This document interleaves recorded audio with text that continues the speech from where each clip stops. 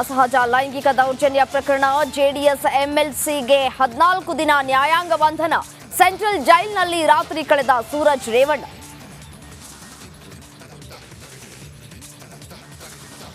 ಸಲಿಂಗ ಕಾಮಕಾಂಡದಲ್ಲಿ ಸಿಲುಕಿದ್ದ ಮತ್ತೊಬ್ಬ ಪ್ರಭಾವ ಬಳಸಿಕೊಂಡು ಹಲವರ ಮೇಲೆ ದೌರ್ಜನ್ಯ. ಆಪ್ತನಿಂದಲೇ ಸೂರಜ್ ವಿರುದ್ಧ ಆರೋಪ.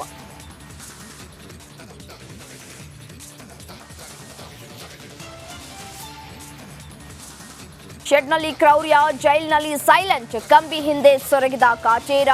ಇಂದು ಜಾಮೀನು ಅರ್ಜಿ ಸಲ್ಲಿಕೆ ಸಾಧ್ಯತೆ.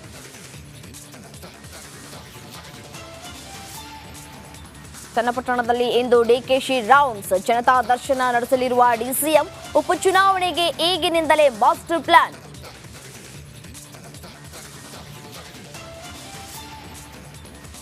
ದಕ್ಷಿಣ ಕನ್ನಡ ಜಿಲ್ಲೆಯಲ್ಲಿ ಮಳೆ ಅಬ್ಬರ. ರಸ್ತೆಗಳಲ್ಲಿ ನೀರು ನಿಂತು ಅವಾಂತರ. ಮಂಗಳೂರು ಬೆಂಗಳೂರು ಹೆದ್ದಾರಿಯಲ್ಲಿ ಸವಾರರು ಪರದಾಟ.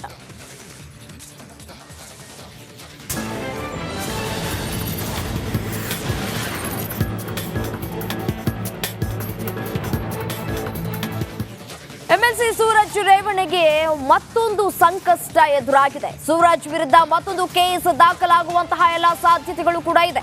ಮತ್ತೊಬ್ಬ ಸಂತ್ರಸ್ತನಿಂದ ಇವತ್ತು ಕೇಸ್ ದಾಖಲಾಗುವ ಸಾಧ್ಯತೆ ಇದೆ. ಸೂರಜ್ ವಿರುದ್ಧ ಅಸಹಜ ಲೈಂಗಿಕ ದೌರ್ಜನ್ಯ ಆರೋಪ ಕೇಳಿಬಂದಿದೆ. ಈಗಾಗಲೇ ಓರ್ವ ಸಂತ್ರಸ್ತನಿಂದ ಕೇಸ್ ಕೂಡ ದಾಖಲಾಗಿದೆ. ಬಂಧನ ಆಗಿ ಪರಪ್ಪನ ಅಗ್ರಹಾರ ಜೈಲನ್ನ ಈಗಾಗಲೇ ಸೇರಿದ್ದಾರೆ ಸೂರಜ್ ರೇವಣ್ಣ. ಇದೀಗ ಮತ್ತೊಂದು ಸಂಕಷ್ಟ ಎದುರಾಗುವಂತಹ ಎಲ್ಲ ಸಾಧ್ಯತೆಗಳು ಕೂಡ ಇರುವಂತದ್ದು. ಈಗಾಗಲೇ ಒಂದು ಕೇಸ್ ದಾಖಲಾಗಿದೆ, ಮತ್ತೊಂದು ಕೇಸ್ ದಾಖಲಾಗುವಂತಹ ಎಲ್ಲ ಸಾಧ್ಯತೆಗಳು ಕೂಡ ಇರುವಂತದ್ದು. ಇವತ್ತು ಬಾಡಿ ವಾರೆಂಟ್ ಮೇಲೆ ಕಸ್ಟಡಿಗೆ ಪಡೆಯಲಿದ್ದಾರೆ. ನಡಿ ಈಗ ಶುರು ಮಾಡೋಣ.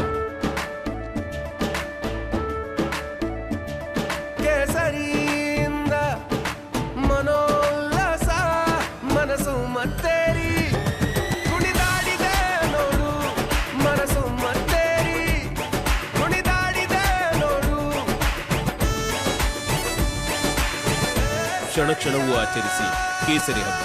ವಿಮಲ್ ಬಾಯಲ್ಲಿ ಹೇಳಿ ಕೇಸರಿ. ಸಿಐಡಿ ಇನ್ನು ಸಿಐಡಿಗೆ ಅಧಿಕೃತವಾಗಿ ಕೇಸ್ ಫೈಲ್ ಸೇರಿಲ್ಲ. ಈ ಹಿನ್ನೆಲೆಯಲ್ಲಿ ಪರಪ್ಪನ ಅಗ್ರಹಾರಕ್ಕೆ ಹಾಸನ ಪೊಲೀಸರು ಬಿಟ್ಟಿದ್ದಾರೆ. ಇವತ್ತು ಸಿಐಡಿ ಕೈ ಸೇರಲಿದೆ ಕೇಸ್ ಫೈಲ್. ಹೆಚ್ಚಿನ ತನಿಖೆ ಸಲುವಾಗಿ ಬಾಡಿ ವಾರೆಂಟ್ ಮೇಲೆ ಕಸ್ಟಡಿಗೆ ತೆಗೆದುಕೊಳ್ಳಲಿದ್ದಾರೆ ಸಿಐಡಿ ಅಧಿಕಾರಿಗಳು. ಇವತ್ತು ಮತ್ತೊಂದು ಕೇಸ್ ದಾಖಲಾದರೆ ಅದನ್ನ ಕೈಗೆತ್ತಿಕೊಳ್ಳಲಿದ್ದಾರೆ ಅಧಿಕಾರಿಗಳು ಅನ್ನುವಂತಹ ಡೀಟೇಲ್ಸ್ ಸದ್ಯಕ್ಕೆ ಲಭ್ಯ ಆಗ್ತಾ ಇದೆ. ಇದೇ ವಿಚಾರಕ್ಕೆ ಸಂಬಂಧಪಟ್ಟಂತೆ ಮತ್ತಷ್ಟು ಡೀಟೇಲ್ಸ್ ಕೊಡ್ತಾ ಹೋಗ್ತಾರೆ ನನ್ನ ಕಲೀಗ್ ಮಾದೇಶ್ ನೇರ ಸಂಪರ್ಕದಲ್ಲಿದ್ದಾರೆ. ಸೇನು ಮಾದೇಶ್, ಈಗಾಗಲೇ ರೇವಣ್ಣ ಸಲಿಂಗ ಕಾಮಕಾಂಡದ ವಿಚಾರಕ್ಕೆ ಸಂಬಂಧಪಟ್ಟಂತೆ ಒಂದು ಕೇಸ್ ದಾಖಲಾಗಿದೆ, ಮತ್ತೊಂದು ಕೇಸ್ ದಾಖಲಾಗುವಂತಹ ಎಲ್ಲ ಡೀಟೇಲ್ಸ್ ಲಭ್ಯ ಆಗ್ತಾ ಇರುವಂತದ್ದು. ಯಾರು ಇದೀಗ ಮತ್ತೊಂದು ಕೇಸ್ ದಾಖಲು ಮಾಡ್ತಾರೆ? ಈಗಾಗಲೇ ಸಿಐಡಿ ಅಧಿಕಾರಿಗಳು ತಮ್ಮ ವಶಕ್ಕೆ ಪಡೆದುಕೊಳ್ಳಲಿದ್ದಾರೆ ಈ ಒಂದು ಕೇಸನ್ನ. ಇವತ್ತು ಏನೆಲ್ಲ ಡೆವಲಪ್ಮೆಂಟ್ಸ್ ಆಗಬಹುದು, ಡೀಟೇಲ್ಸ್ ನೀಡ್ತಾ ಹೋಗೋದಾದ್ರೆ?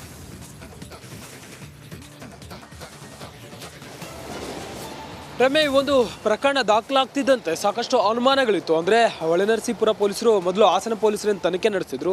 ಈ ಬೆನ್ನಲ್ಲೇ ಈ ಬಗ್ಗೆ ಅಂದರೆ ಓರ್ವ ಎಂಎಲ್ಸಿ ವಿರುದ್ಧ ಈ ರೀತಿಯಾದಂತಹ ಒಂದು ಪ್ರಕರಣ ದಾಖಲಾಗುತ್ತೆ, ಆರೋಪ ಕೇಳಿಬರುತ್ತೆ ಅಂದರೆ ಸರ್ಕಾರ ಕೂಡ ಅದನ್ನು ಗಂಭೀರವಾಗಿ ಪರಿಗಣಿಸುವಂಥ ಕೆಲಸವನ್ನು ಮಾಡಲಾಗುತ್ತೆ. ಜೊತೆಗೆ ಈ ಒಂದು ಪ್ರಕರಣದಲ್ಲಿ ಬೇರೆ ಬೇರೆ ರೀತಿಯ ಅಂದರೆ ಬೇರೆ ಬೇರೆ ಸಂತ್ರಸ್ತರಿಗೂ ಕೂಡ ಈ ರೀತಿಯಾದಂಥ ದೌರ್ಜನ್ಯ ಎಸಗಿರುವಂತಹ ಶಂಕೆ ಇರೋದ್ರಿಂದ ಈ ಒಂದು ಪ್ರಕರಣವನ್ನು ಸಿಐಡಿಗೆ ರಾಜ್ಯ ಸರ್ಕಾರ ವರ್ಗಾವಣೆ ಮಾಡಿ ಆದೇಶ ನೀಡುವಂಥ ಕೆಲಸವನ್ನು ಮಾಡಲಾಗಿದೆ. ಈಗಾಗಲೇ ಈ ಒಂದು ಪ್ರಕರಣಕ್ಕೆ ಸಂಬಂಧಪಟ್ಟಂತೆ ಒಂದಷ್ಟು ಪ್ರಾಥಮಿಕ ಹಂತದ ತನಿಖೆಯನ್ನು ಹಾಸನ ಪೊಲೀಸರು ನಡೆಸಿದ್ದಾರೆ. ಈಗ ಅವರಿಂದಲೇ ಸೂರಜ್ ರೇವಣ್ಣ ಕೂಡ ಅರೆಸ್ಟ್ ಆಗಿದ್ರು. ಹಾಸನದಿಂದ ನಿನ್ನೆ ರಾತ್ರಿ ಆತನನ್ನು ಕರೆತಂದು ನ್ಯಾಯಾಂಗ ಬಂಧನಕ್ಕೆ ಒಪ್ಪಿಸಲಾಗಿದೆ. ಅಂದರೆ ನ್ಯಾಯಾಧೀಶರ ಮುಂದೆ ಹಾಜರುಪಡಿಸಿದ ನಂತರ ಅವರನ್ನು ನ್ಯಾಯಾಂಗ ಬಂಧನಕ್ಕೆ ಒಪ್ಪಿಸಲಾಗಿದೆ. ಈ ಒಂದು ಪ್ರಕರಣವನ್ನು ಸಿಐಡಿಗೆ ವರ್ಗಾವಣೆ ಆದರೂ ಕೂಡ ಅಧಿಕೃತವಾಗಿ ಇನ್ನೂ ಕೂಡ ಸಿಐಡಿ ಅಧಿಕಾರಿಗಳು ಕೇಸನ್ನು ತನಿಖೆಯನ್ನು ಶುರು ಮಾಡಿರಲಿಲ್ಲ. ಇವತ್ತು ಈ ಒಂದು ಕೇಸನ್ನು ಸೂರಜ್ ರೇವಣ್ಣ ಕೇಸನ್ನು ಅಧಿಕೃತವಾಗಿ ಸಿಐಡಿ ಅಧಿಕಾರಿಗಳು ತೆಗೆದುಕೊಂಡು ತನಿಖೆ ಮಾಡುವಂಥ ಕೆಲಸನ ಮಾಡಲಿದ್ದಾರೆ. ಅಫಿಷಿಯಲ್ ಆಗಿ ಇವತ್ತು ಅಧಿಕೃತವಾಗಿ ಈ ಒಂದು ಕೇಸ್ ಫೈಲನ್ನು ಅಂದರೆ ಹಾಸನ ಪೊಲೀಸರಿಂದ ಆ ಒಂದು ಕೇಸ್ ಫೈಲನ್ನು ಕೈಗೆತ್ತಿಕೊಂಡು ಅಧಿಕಾರಿಗಳು ಬಾಡಿ ವಾರೆಂಟ್ ಮೇಲೆ ಸೂರಜ್ ರೇವಣ್ಣರನ್ನು ವಶಪಡೆಯುವಂಥ ಕೆಲಸನ ಮಾಡ್ತಾರೆ, ಕಸ್ಟಡಿಗೆ ಪಡೆಯುವಂಥ ಕೆಲಸವನ್ನು ಮಾಡ್ತಾರೆ. ಈ ಒಂದು ಕೇಸ್ನಲ್ಲಿ ಅಂದರೆ ಒಂದು ಪ್ರಕರಣ ದಾಖಲಾಗಿದೆ, ಈಗಾಗಲೇ ಮತ್ತಷ್ಟು ಮಲ್ಟಿಪಲ್ ಪ್ರಕರಣಗಳು ಕೂಡ ಸೂರಜ್ ರೇವಣ್ಣ ಅವರ ವಿರುದ್ಧ ದಾಖಲಾಗುವಂಥ ಶಂಕೆ ಇದೆ. ಈಗಾಗಲೇ ಓರ್ವ ವ್ಯಕ್ತಿ ಅಂದರೆ ಸೂರಜ್ ರೇವಣ್ಣ ಜೊತೆ ಈ ಮುಂಚೆ ಇರುವಂಥ ವ್ಯಕ್ತಿ ಸೂರಜ್ ರೇವಣ್ಣ ವಿರುದ್ಧ ಮತ್ತೊಂದಷ್ಟು ಗಂಭೀರ ಆರೋಪಗಳನ್ನು ಮಾಡಿ ರಿಪಬ್ಲಿಕ್ ಕನ್ನಡಕ್ಕೆ ಹೇಳುವಂಥ ಕೆಲಸವನ್ನು ಮಾಡಿದ್ರು. ನನ್ನ ಮೇಲೂ ಕೂಡ ಈ ರೀತಿಯಾದಂಥ ದೌರ್ಜನ್ಯ ಆಗಿದೆ, ಬೇರೆ ಯಾರಿಗಾದರೂ ಕೂಡ ಈ ರೀತಿಯಂಥ ವಿಚಾರದಲ್ಲಿ ಯಾರು ಕೂಡ ಹೆದರಬೇಡಿ, ನಿಮ್ಮ ನೋವನ್ನು ತೋಡ್ಕೊಳ್ಳಿ, ಕಾನೂನು ಇದೆ, ಕಾನೂನು ಅವರಿಗೆ ಶಿಕ್ಷೆ ಕೊಡುತ್ತೆ, ನಾನು ಕೂಡ ಕಂಪ್ಲೇಂಟ್ ಕೊಡಕ್ಕೆ ಹೋಗ್ತೀನಿ ಅಂತೇಳಿ ನಿನ್ನೆ ಎಕ್ಸ್ಕ್ಲೂಸಿವ್ ಆಗಿ ರಿಪಬ್ಲಿಕ್ ಕನ್ನಡಕ್ಕೆ ಮತ್ತೋರ್ವ ಸಂತ್ರಸ್ತ ಹೇಳುವಂಥ ಕೆಲಸನ ಮಾಡಿದ್ದ.